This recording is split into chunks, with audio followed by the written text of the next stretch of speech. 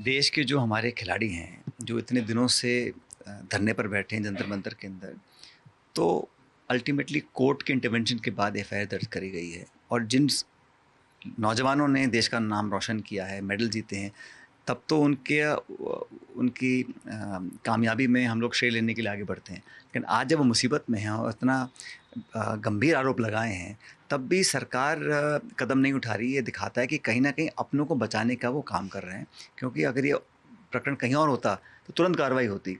तो मुझे लगता है कि अब कोर्ट के इंटरवेंशन के बाद एफआईआर दर्ज करी है, लेकिन सरकार को भी कदम उठाना चाहिए। जब इतने मेडल विजेता हमारी लड़कियां, लड़के, नौजवान इतने दिनों धरनों में बैठे हैं और इतने भावुक होकर अपने इतने गंभीर आरोप लगा रहे हैं और कार्रवाई नहीं हो रही, तो ये अपने आप में बहुत बड़े सवाल उठाता है। प्रियंका जी, क्या आपको लगता है कि इस केस में अब सरकार गंभीरता इसमें सबका एक मत है। इसमें मैं नहीं समझता हूँ कोई कहेगा कि इसमें कार्रवाई नहीं होनी चाहिए, और जांच तो हो, तथ्यों का पता तो पड़े। लेकिन इतने महीने ही बीतने के बाद, इतने दिनों से फिलहाल दोबारा वो अनशन कर रहे हैं और कोई कार्रवाई नहीं हो रही। जब तक आप कोर्ट नहीं जा रहे हो, फिर कोर्ट डायरेक्ट कर रहा है, फिर एफआईआर रजिस्टर हो रही है, तो कहीं ना कहीं जो नियत है वो न्याय दिलाने की नहीं है। उसका मैं समझता हूँ सबको विरोध करना चाहिए।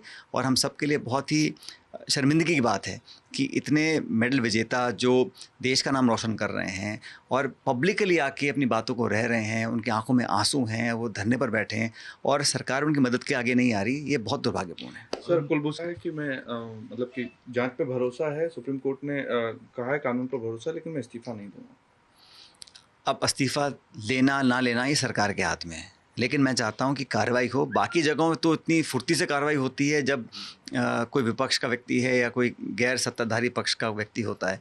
जब सत्ताधारी पक्ष का व्यक्ति इन्वॉल्व होता है तो उसमें कार्रवाई होती नहीं है, बहाने दिए जाते हैं और फिर मामले को खींचा जाता है। ये सब चीज़ें दुनिया और देश देख रहा है। बयानबाजी पे कुछ कहना चाहिए? मैं समझता हूँ राजनीति में जो भाषा का प्रयोग हो रहा है बिल्कुल निंदनीय है। राजनीति मुद्दों की होनी चाहिए, और जो टीका टिप्पणी हो रही है, जिस लेवल पर भाषण दिए जा रहे हैं, आपस में एक दूसरे को कहा जा रहा है, मैं समझता हूँ बिल्कुल भी सही नहीं है। और जो लोग बड़े पदों पर हैं, उनकी जिम्मेदारी बनती है कि इस प्रकार की भाषा का प्रयोग ना करें। मोदी जी ने सुबह कहा है कि 90 मैंने कहा ना, भाषा मर्यादित होनी चाहिए, सीमा को लांघना नहीं चाहिए।